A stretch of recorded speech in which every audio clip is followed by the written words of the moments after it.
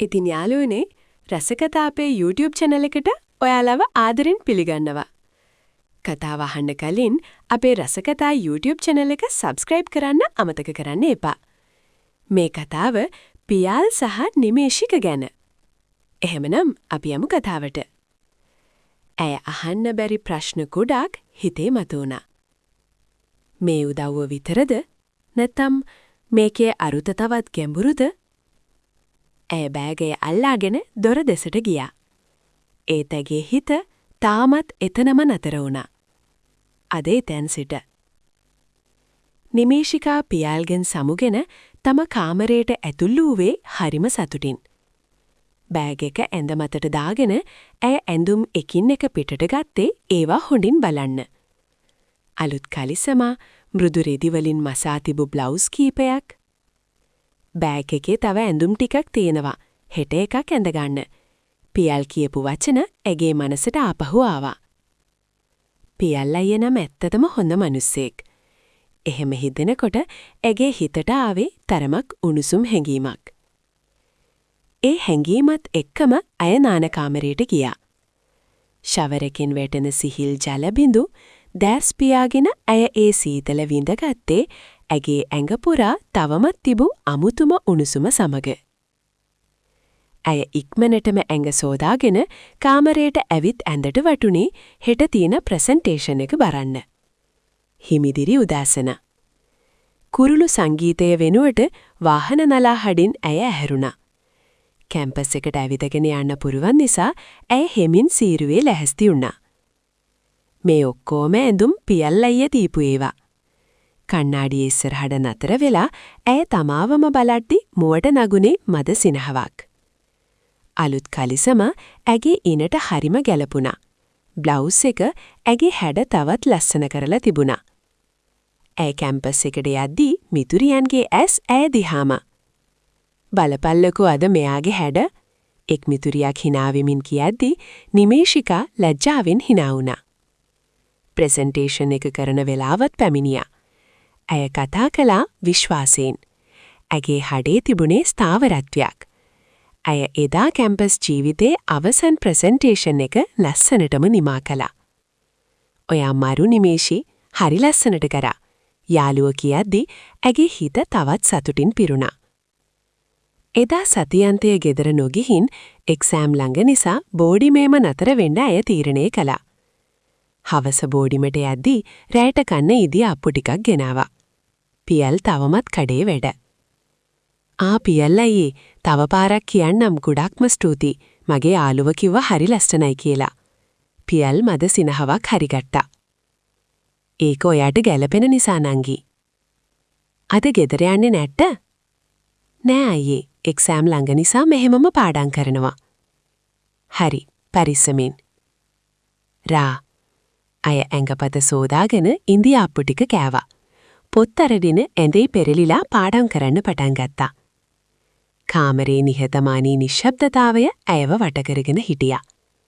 එකපාරට ටක් ටක් දොරට කවුරු හරි තට්ටු කළා. අල්ලපු කාමරේ කෙනෙක් වෙන්න ඇති හිතාගෙන ඇය දොර ඇරියා. දොර ඉස්සරහා හිටියේ තියල්. ඔහුගේ ඈස් ඇය දිහාට තවමත් මෘදු විදිහට බැලුවා. නංගි බය වුණේ නැද්ද? කඩේ ලොක් කරලා එන ගමන් මේක දෙන්න හිතුණා. ඔහුගේ අතේ තිබුණේ කුඩා පැකට් එකක්. මේ මොකක්ද? හෙට ප්‍රසන්ටේෂන් එකට ඇඳ ගන්න කියලා තව টොප් එකක්. හිතුවා මේ පාට ඔයාට තව හොඳට ගැලපෙයි කියලා. නිමේෂිකා ටිකක් නිහතමානීව ඔහු දිහා බැලුවා. ඔහු ඇය දිහා බැලූ විදිහ ඒක අමුතුයි, ගැඹුරුයි. නමුත් සීමාවක් තියෙන පරමාදරය මිශ්‍ර වූ බැල්මක්. ඔයා හරි ලස්සනයි නංගි. ඒක හංගන්න ඕන නෑ. ඇගේ හෘදය ටිකක් වේගෙන් ගැහුණා. ඇය hina වුණා. ඒ hinaව ඇගේ ලැජ්ජාවත් අමුතු සතුටත් දෙකම හංගාගෙන. දොර අසලා කෙටි නිහතමානී මොහොතක්. හරි, පාඩම් කරන්න. එක්සෑම් එකට ෆෝකස් වෙන්න. හරි අයියේ. පියල් හැරී ගියා. දොර වැහුවට පස්සේ නිමේෂිකා දොරට ඇල්ලෙලා මිනිත්තු කිහිපයක් හිටියා. ඇගේ ඇඟ පුරා තවමත් තිබුණේ ෂවර් එකේ සීතල වතුරට වඩා උණුසුම්, අමුතු, තේරුම් ගන්න අමාරු හැඟීමක්. ඒක ආදරේද? නැත්නම් ආරක්ෂාවක් දැනෙන හැඟීමක්ද? ඇයිද තවමත් හිතා ගන්න බැරි වුණා. නිමේෂිකා හිතුවේ දොරට තට්ටු කරපු කෙනා ඇගේ යෙහෙලියක් කියලා. ඒත් දොර ඇරපු මොහොතේ ඇය ටිකක් හිර වුණා. එතන හිටියේ පියල්. ඒ මොහොතේ ඇය ඇඳගෙන හිටියේ ඉතා සැහැල්ලු ගෘහ ඇඳුමක්. කොණ්ඩේ හල්ලා මුහුණේ කිසිම සූදානමක් නැති නිදහස් ලුක් එකක්. පියල් ඇය අසලට ආවා. ආනංගි, මම රැට කෑම ගත්තා. ඔයාත් අද ඉන්න නිසා ඔයාටත් එක්කම එකක් ඕඩර් කරා. එහෙම කියලා ඔහු අතේ තිබුණ කෑම පාර්සලය නිමේෂිකා අතට දුන්නා. අනේ මම කාලා ඉවරයි අයියේ. කමක් නෑ නංගි, පස්සේ කන්න. රෑ වෙනකම් පාඩම් කරනවනේ, බඩගිනි වෙයි. ඇය hina වෙලා බොහොම ස්තුතියි අයියේ. මම නිසා කරදරයක් නේද? කියලා මෘදු හඬින් අහුවා. මොන කරදරයක්ද ළමයෝ? එහෙම කියලා පියල් යන්න හැරුණා. හැබැයි යන අතරම ඇය වුන් ආකාරය ඔහුගේ මනසේ සිතුමක් වගේ තබාගෙන.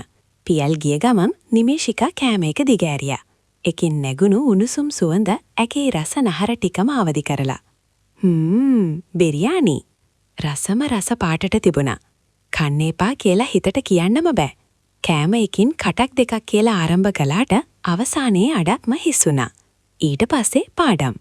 පොත්, සටහන්, ලියවිලි. කාලය ගෙවී ගියේ ඇයට දැනෙන්නත් නැතුව. ඇනුම් එකක්, දෙකක්, තුනක්. වෙලාව බැලුවා. පාන්දර 2:00. නැවුම් සුවඳක මතිකයක්, බිරියානි රස, පියල්ගේ මෘදු හඬ. ඒ හැම දෙයක්ම ඇය හිතේ අඳුරු නිදිමතට මිශ්‍ර වෙලා ඇය නිදා ගියා. උදේ ඇහැරුණේ දුරකථන ඇමතුමකින්. "ගුඩ් මෝර්නිං නිමේෂි, මම පල්ලෙහා ඉන්නේ. පොත් ටික දෙන්න ආවේ." "අනේ දර්ශි, විනාඩි 2ක් දෙන්න. මම දැන්ම එන්නම්." ඇය කඩිමුඩියේ ලැහැස්ති වෙලා පහලට බැස්සා. ඒ වෙලාවේ ඇය දැක්ක දෙයක් ඇය ටිකක් පුදුම කළා. පියල්ගේ ටේලර් ෂොප් එක වහලා. ඊයේ රෑ හොඳට හිටියා. අද කඩේ වහලා. ඇය හිතුවා. පොත් ටික ගත්තා. ඉහළට ආවට පස්සේ දුරකථනය අතට ගත්තා. පියල් අයියාට කෝල් එකක් දෙන්නද? ඇගේ හිතේ තිබුණේ සාමාන්‍ය කුතුහලයක් විතරක්ද? නැත්තම් ඊයේ රෑ හඬට, අවධානියට, සමහර විට තවත් හේතුවක්ද? ඉදිරියට මොන වෙයිද? ඇය කෝල් කරයිද? පියල් ඇත්තටම කොහෙද? "හෙලෝ පියල් අයියා, good morning." "Good morning Nimeshika." "මොකද අයියාගේ කටහඬ වෙනස් වෙලා? කඩේ අද තාම වහලාද?" "ඔව් නංගි, මට වුණා එක වචනයක්. උනා නිමේෂිගේ හිතට එක සැරයක් ගැස්සුණා. පැනඩෝල් එකක්වත් බිව්වද අයියේ?" "නෑ නංගි, ඉවර වෙලා. ඉන්නකෝ, මම ගෙනත් දෙන්නම්." ඇය ෆෝන් එක කට් කළා. මිනිත්තු කිහිපයක් ඇතුළත පැනඩෝල් 2ක් අතේ. පියාල්ගේ ගෙදර දොර හිමින් විවර වුණා. සෝෆා එකේ ඔහු හාන්සි වෙලා. වෙනදා තියෙන එළියමක් නැහැ. ඇස් දෙක මන්ද. කොයි වෙලාවෙද අයියේ උණගත්තේ? පාන්දර. වෙව්ලලා නිමේෂි වතර වීදුරුවක් ගෙනාවා. පැනඩෝල් 2 ඔහුගේ අතට දුන්නා. වීදුරුව ගන්න වෙලාවේ ඔහුගේ අතේ උණුසුම ඇගේ අතට හොඳටම දැනුණා. ඒ උණ රස්නය ඇයට නොදැනීම හදවතටත් ළඟා වුණා. "අයියේ, තාම රස්නේනේ." "කමක් නෑ නංගි. ඉන්නකෝ, මම ඔඩික්ලෝන් ටිකක් දාන්නම්." තම කාමරයට ගොස් ලේන්සුවක්, ඔඩික්ලෝන් බෝතලයක් රැගෙන ආවා. සෝෆා එකට ලං වෙලා හෙමින් ඔහුබ නළලට දැබ්බුවා. ඔඩික්ලෝන් සුවඳ හරහා ඇයගේ සුසුම් මොහුට දැනුණා. පියාල ඇස් හෙමින් වහගත්තා. "බොහොම ස්තුතියි නංගි." "අනේ ඒක මොකක්ද?" "ටික වේලාවකින් කොත්තු මී නූඩල්ස් එකක්, කිරිතේ කෝප්පයක්." "මේක කාලා ඉන්න අයියේ. ඔයාට කරදරයිනේ." "කරදරයක් නෙමෙයි." ඇය කියද්දි ඔහු ඇය දිහා බලලා hina වුණා. ඒ හිනාව උනෙන් දුර්වල වෙලා තිබුණත් කොහොම හරි හදවත හොඳට දැනෙන හිනාවක්. දවල් වෙද්දි ඔහුගෙන් ඇමතුමක්. "නංගි, කෑම ගෙනල්ලා ගේට් එක ළඟට ගිහින් ගන්න පුළුවන්ද?" "හරි අයියේ." නිමේෂි ඉක්මන් ගමනින් ගේට්ටුව වෙත ගියා. කෑමත් අරගෙන ඇය යලිත් දොරට තට්ටු කළා. දොර විවර වුණා. "අයියේ." පියාල් පෙනුනේ නැහැ. "අයියේ." ඇය ඇතුළට පියවරක් තැබුවා. සෝෆා එක හිස්. ටීවී එක මද හඬින්. "නංගි." හදිසියෙම ඇගේ පිටුපසින් හඩක්. ඇය හැරුණා. පියාල් හිටියේ ඇයට ඉතා ළඟින්. උනෙන් රස්නේ වුණත් ඇස් දෙක වෙනස්. "කෑම ගෙනාවට ස්තුතියි." ඇය කෑම බෑග් එක ඔහුට දුන්නා. ඒ වෙලාවේ ඇගේ ඇඟිලි ඔහුගේ ඇඟිලි වලට හෙමින් ගැටුණා. මේ වතාවේ උණ රස්නේ විතරක් නෙමෙයි. දෙන්නාටම තවත් උණුසුමක් දැනුණා. නිමේෂි හිතට නොදැනීම සුසුමක් ගත්තේ ඇයවම ඇය අහංකාර කරගන්න. "ඇඟ තාම රස්නේනේ." ඇය හෙමින් කිව්වා. "ඔයා ළඟ ඉන්නකොට ටිකක් අඩු වෙනවා වගේ." පියාල් කියද්දි ඇගේ ඇස් ඔහුගේ ඇස්වලට හමු වුණා. ඒ මොහොත තත්පර කිහිපයක් පමණක්. හැබැයි කාලය නතර වුණා වගේ. එදා උණ හිමින් අඩු වුණා. හැබැයි හදවතේ පටම් ගත්ත උණුසුම ඒක තවත් වැඩි වෙමින් ගියා. මද වේලාවකට පස්සේ පියාල් සාලයට ආවේ නාගෙන ඇඟපත සෝදාගෙන. මූණේ තිබුණේ උණාඩු වෙලා හුස්මක් ගන්න පුරවල් මිනිස්සෙකුගේ සැහැල්ලුව. එන්න නංගි අපි කෑම කමු. ඔයා මේසෙන් වාඩි වෙන්න. මම පිගන්න අරන් එන්නම්. අයියෝ අයියේ ඔහොම ඉන්න. මම ගිහින් අරන් එන්නම්. නිමීෂි කුස්සියට ගියා. ඇයගේ චලනවලත් තිබුණේ ලැජ්ජාවට මිශ්‍ර උණුසුමක්. මම නිසා ඔයාට දවල්ට කන්නත් පරක්කු වුණා නේද? පියාල් මෘදු හඩින් ඇසුවා. ඒකට කමක් නෑ අයියේ.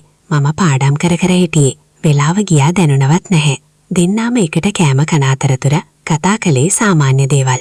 ඒත් ඒ සාමාන්‍ය කතා අතරින් හිමින් හිතවල් දෙකක් හඳුනා ගන්න පටන් ගත්තා. කොහොමද කෑම එක? හරිම රසයි අයියේ. ඊයේ රා බිරියානි එකත් හොඳට තිබුණා. ෆ්‍රිජ් එකේ අයිස්ක්‍රීම් තියෙනවා. ලැච්ච වෙන්න එපා. ඕන දෙයක් අරන් කන්න. අයියෝට නම් හොඳ නැහැනේ. ඇය hina වෙලා කිව්වා. අපොයි ඕව කාලා තව වැඩි වෙයි. දෙන්නාම hina වුණා.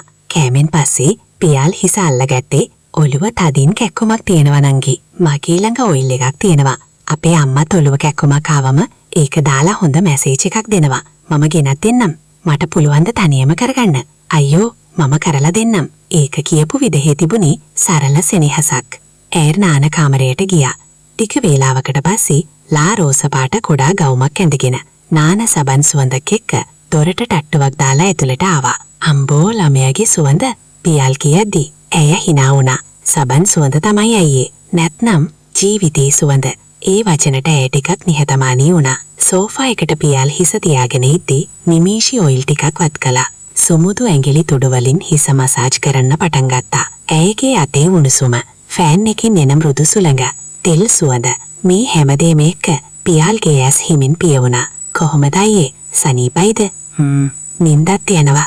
ඇය hina වුණා. එහෙත් ඇගේ ඇස්වල තිබුණේ කුතුහලයක්, සෙනෙහසක්. වචන වලින් කියන්න බැරි හිතට දැනෙන ආසාවක්. මිනිත්තු කිහිපයක් නොනවත්වා ඇගේ ඇඟිලි හිසගේ සතරින් ගමන් කළා. ඒ සම්බන්ධය එදාට පමණක් නැවතුනේ නැහැ.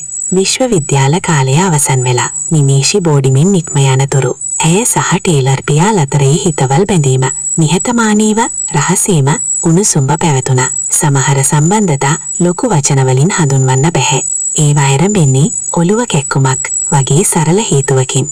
ඒත් අවසන් වෙන්නේ මතකයක් විදිහට ජීවිත කාලයක් පුරාවට.